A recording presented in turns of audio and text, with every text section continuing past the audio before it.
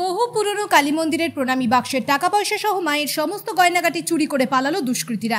এমন ঘটনা জানাজানি হতেই এলাকার সাধারণ মানুষ চিন্তিত হয়ে পড়ে। ঘটনাটি ঘটেছে কোচবিহারের দক্ষিণ খাগড়া বাড়ির তালতলা এলাকার মা কালীর মন্দিরে। জানা যায় শুক্রবার রাতে কোচবিহারের 2 নম্বর ব্লকের দক্ষিণ খাগড়াবাড়ি এলাকায় 50 বছরেরও বেশি সময় পুরনো মা কালীর মন্দির রয়েছে। দীর্ঘদিন থেকেই এলাকার মানুষ এই মন্দিরে কালী পুজো করে আসছেন, কিন্তু গতকাল রাতেই দুষ্কৃতীরা মন্দিরে প্রবেশ করে প্রণামী বাক্সের টাকা সহ গয়নাগাটি চুরি করে পালায়।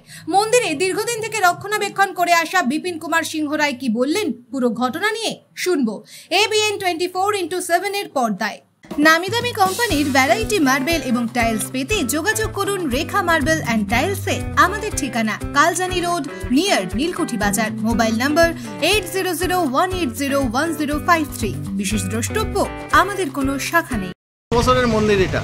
আমার যখন 18 বছর বয়স তখন থেকে আমি এই মন্দিরে পরিচালনা করি, আর এখন আমার বয়স হলো 71-এর কাছাকাছি। এই এখন অবধি আমি এই মন্দিরটা দেখাশোনা করে মন্দিরটা রাখছি, এবং এখন আমার পাড়ার কিছু ছেলে সবাই মিলা সহযোগিতা করে এই মন্দিরটা এরকমভাবে চলছে।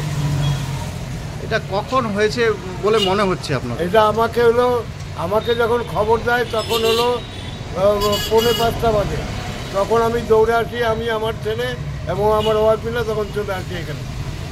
আর আমার পাড়ার যে আগে পুরোহিত ছিল সে যখন রাত্রি 1:30টার সময় যায় তখন হলো দেখে মন্দিরের লাইটটা অফ করা, এবং নার্সিংহোমের একজন পেশেন্ট পার্টি ভয়চরে বাইরে কুকুরের এদিকে হল্লা ছিলায়। উনি যেহেতু নতুন রাস্তাঘাট চেয়ে না, উনি বাইরে নেই, উনি সকালবেলা আমাকে এই অভিযোগটা করলো। কি কি চুরি হয়েছে বলে মনে হচ্ছে? আমার ওই মায়ের যা ছিল পায়ের তোড়া, তারপরে হাতের কানের এগুলো সব চুরি হয়ে গেছে, গলার, তারপরে হলো টিকলি। কারা এই মন্দিরটা পরিচালনা করে আমি বিপিন রায়, আমি এই মন্দিরটা পরিচালনা করি।